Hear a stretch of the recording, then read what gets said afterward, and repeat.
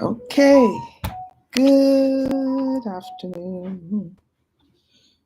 Anyway, today I'm simply going to talk about spirit spouse, right? I did mention it prior, but I'm going to go into a little bit more detail today. I'm looking at my notes. Um, as I mentioned in the description, the incubi rather, it's a demon that takes the form of a man and has intercourse with a woman. And the succubi is a demon that takes the form of a woman and has intercourse with a man. And these spirit spouses can be can come into someone's life through witchcraft spells, curses and the like, and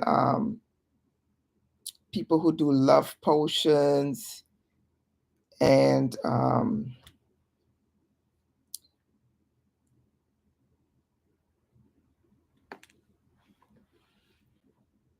things like sexual immorality, having sex outside of marriage. Um, let's see, bestiality, having same sex relationships, those are considered sexual immorality, same sex acts, fornication, masturbation. Um, these are things that are considered sexual immorality, like adultery, and also when you look at pornography, you can acquire a spirit spouse through pornography. And I know that there are a lot of people who like to look at porn, and that's one way that it can enter into the lives of someone, through pornography. So pornography is not as harmless as one would think. And it is one of the tools that the enemy uses to fool people into thinking that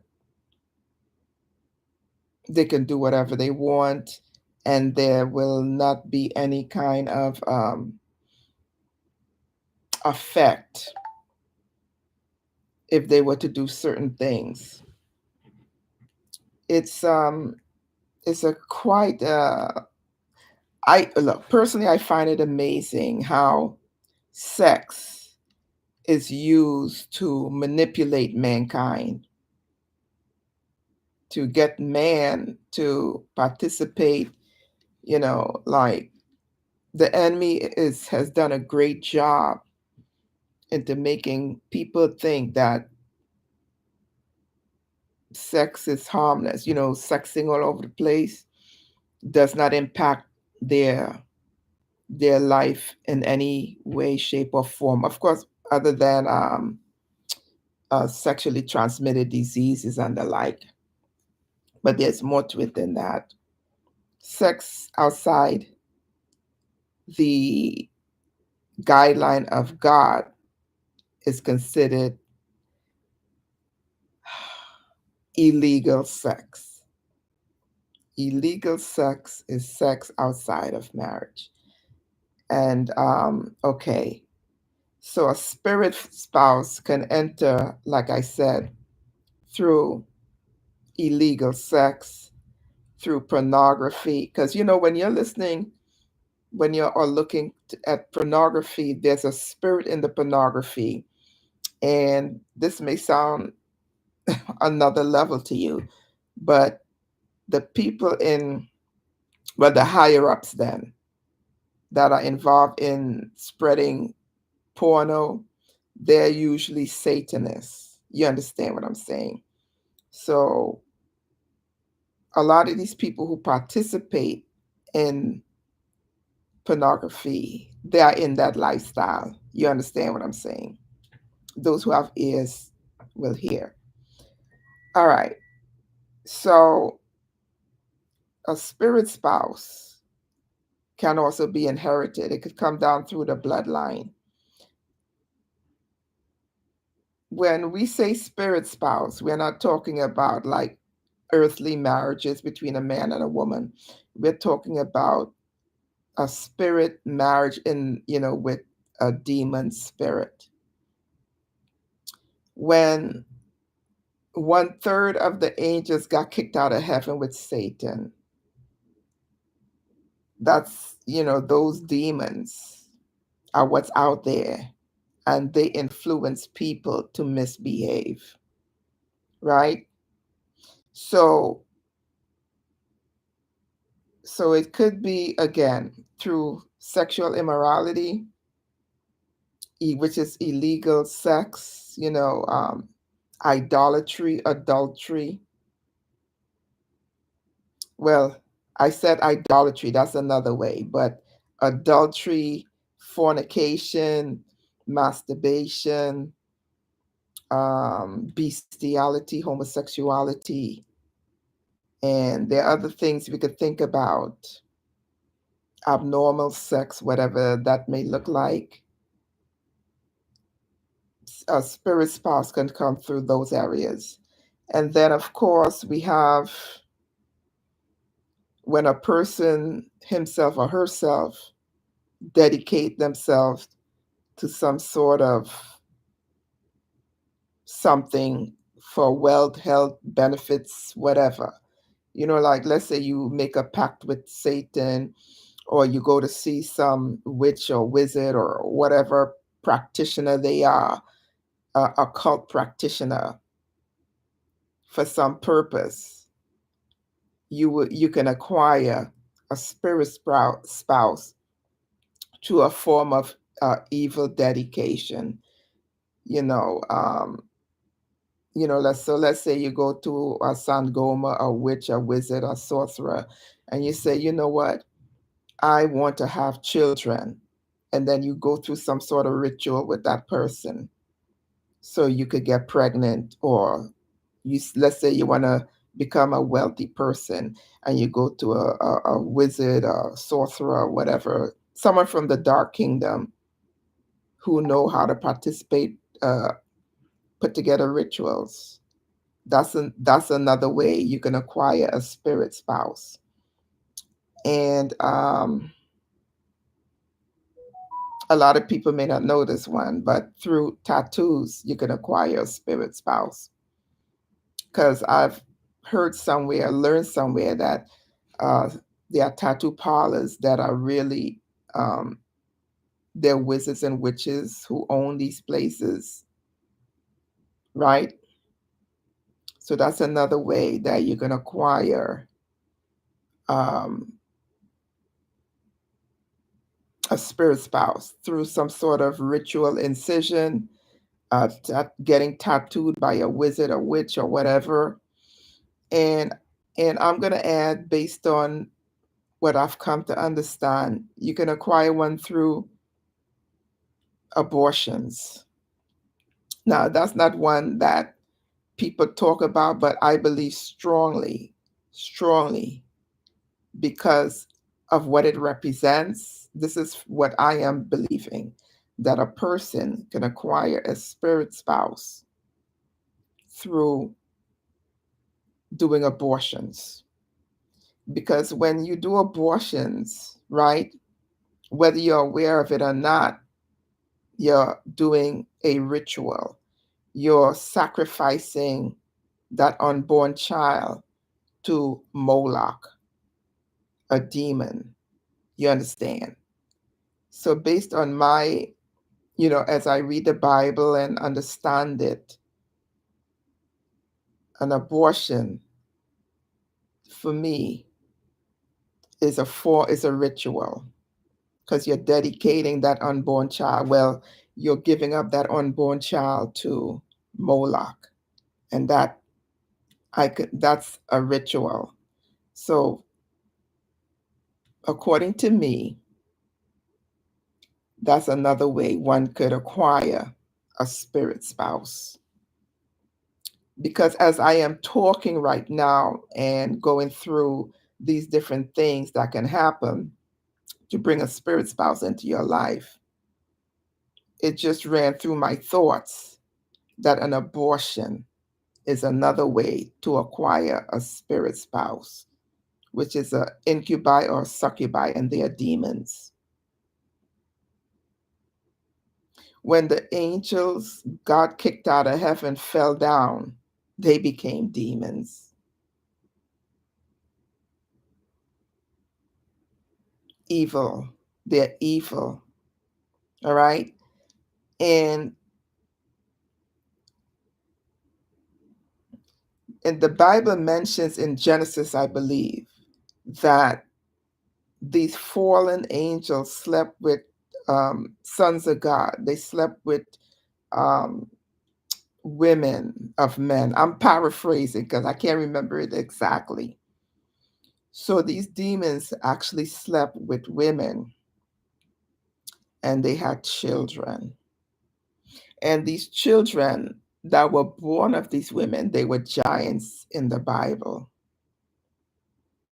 Because when you read the Bible, you learn like that there were giants like Amorites and different ites. So these giants,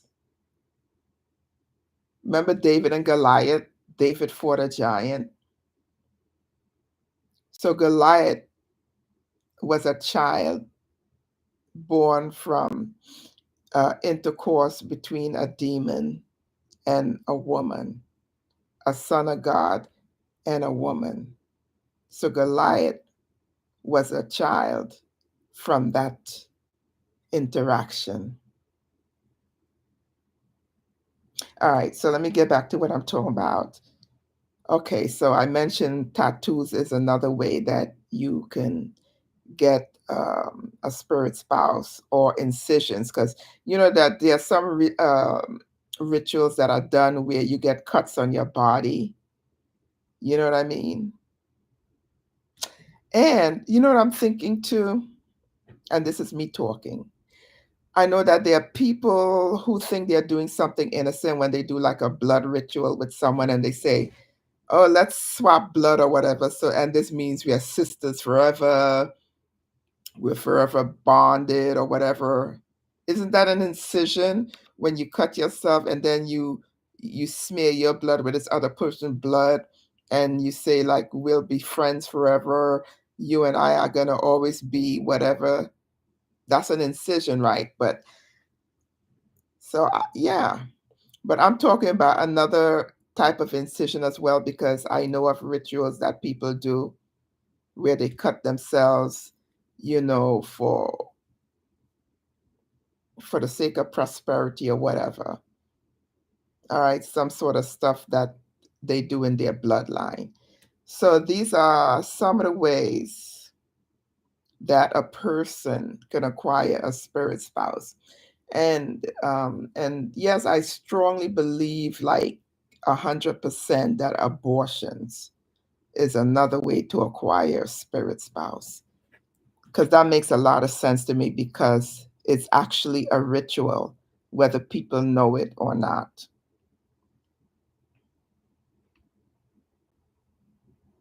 And you know that there are some people who are so wicked that they collect people's menstrual stuff from the garbage and do things with it.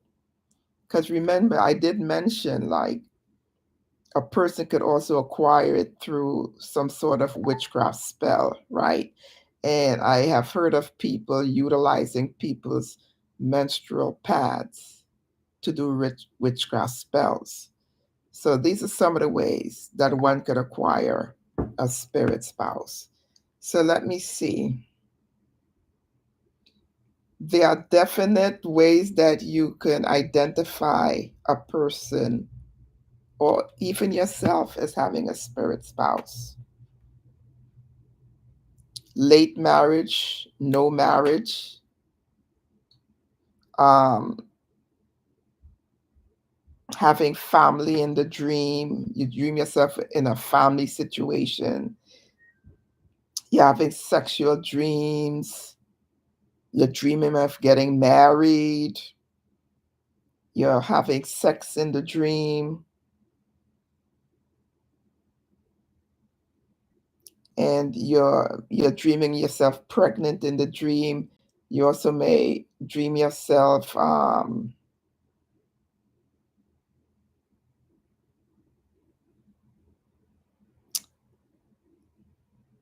you may dream of having sex with someone in the dream. If you're a man, you may dream of having sex with a woman. That's a female, a demon coming manifesting in your presence as a woman. You may also have a lot of gynecological problems. You may have a lot of like fibroids, infections, things like that. Um, you may have endometriosis and all these different things. All of those things are signs that, you know, of having a spirit spouse. And as a matter of fact, endometriosis also comes about when people have abortions. Endometriosis is a sign many many times that a woman has had an abortion, and it's also a sign. It could also be a sign of having a spirit spouse. Okay, so another sign is when there's hatred in the marriage. Let's say you're married and there's hatred in the marriage. Another sign is when you miss your period. All right, you miss your period, and when you dream that you're pregnant in the dream, you know, let me see. When you see yourself with a man or woman and you're out and about shopping and doing different things, when you see like a man sleeping next to you in your bed or a woman sleeping next to you in the bed, and when you have like a sudden hatred for the person you're married to, and when you start going at each other for no reason, arguing back and forth, you know, all these things could be signs of a spirit spouse.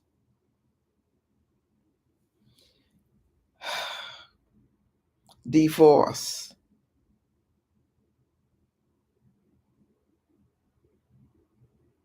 can also be considered a sign of a spirit spouse because a spirit spouse is very, very jealous. A spirit spouse doesn't want you to be happy in your earthly marriage. So it will do what it can to make your life totally, totally miserable.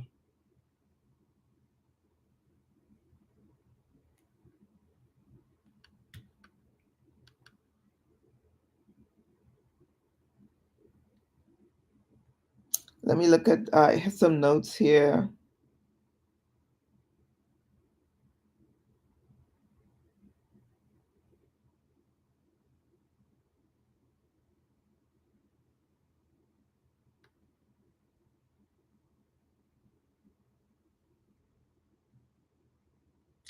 Anyway, so spirit spouse doesn't want you to be happy. So basically, they don't want to see you happy in any area of your life. They want you to be miserable.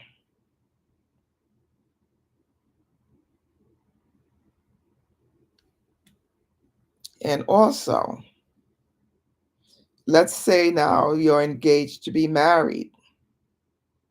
A spirit spouse will actually, in some cases, show up to your fiance and threaten them in their dreams and say, if you marry this person, I will kill you. Spirit spouses can also go as far as to, let's say you're getting married tomorrow. On the way, and you're, let's say, the woman who has a spirit spouse, right? and your wedding is set for tomorrow.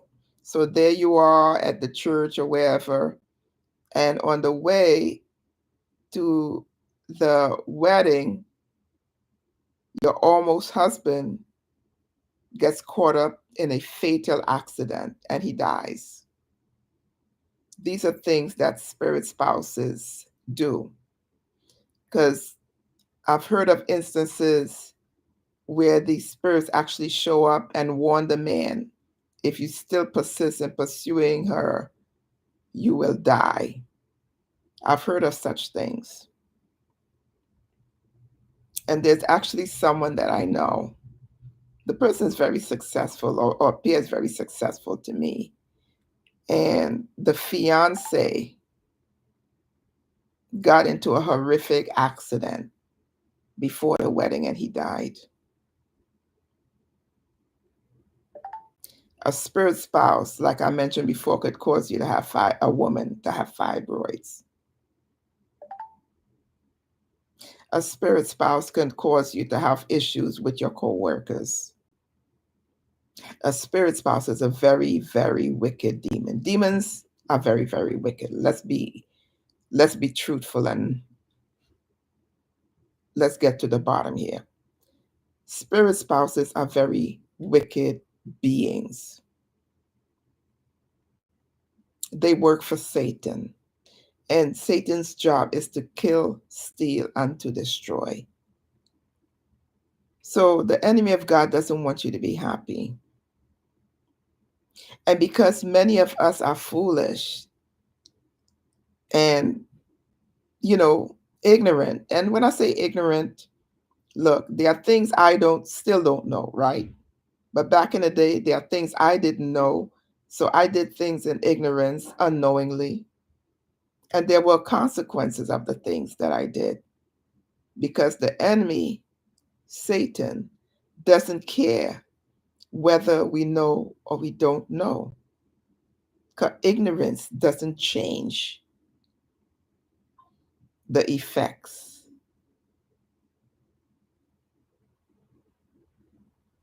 Ignorance doesn't change a thing.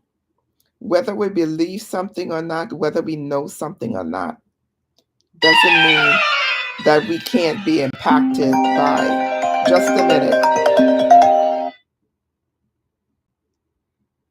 Hello? Just a minute. I'm on the internet doing a live right now.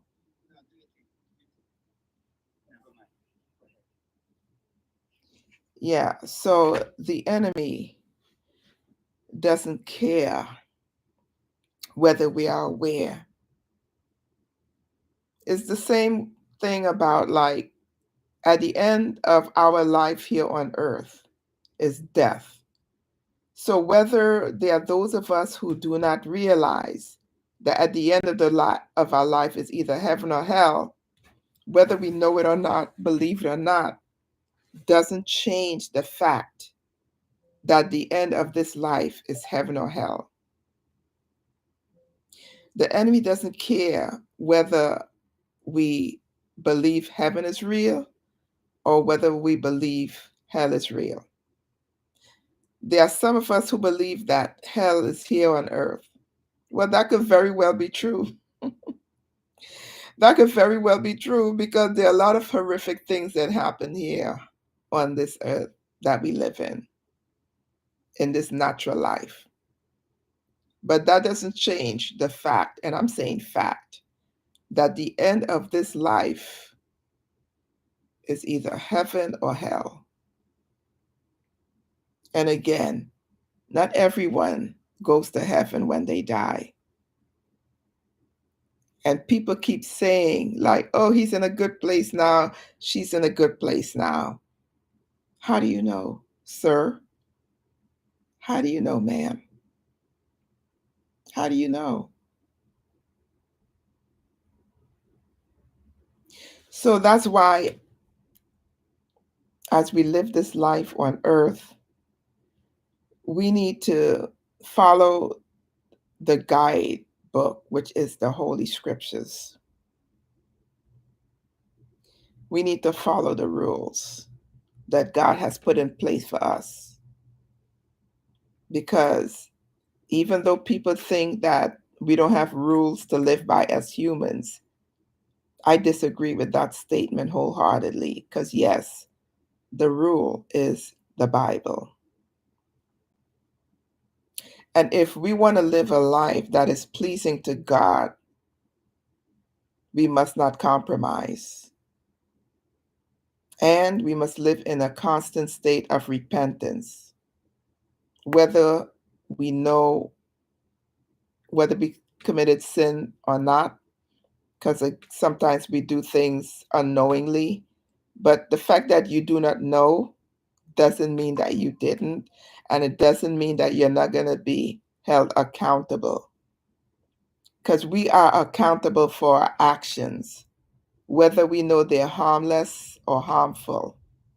If they're harmful and we do not know that they're harmful, we are still accountable for our actions, because ignorance will not release us from the effects of whatever it is we do. So today I am just going to say again, read the Bible every day, read for understanding, not just to say, oh, I read it and whatnot. Read and really read to understand what you're reading, and ask the Holy Spirit to help you to understand what you're reading.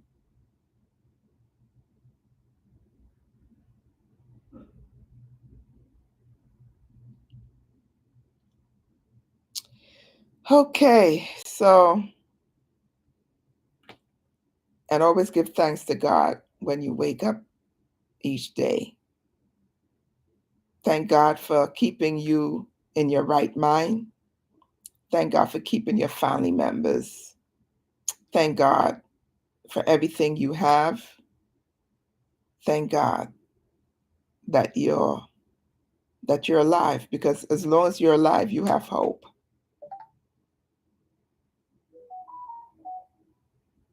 So I'm going to end it here,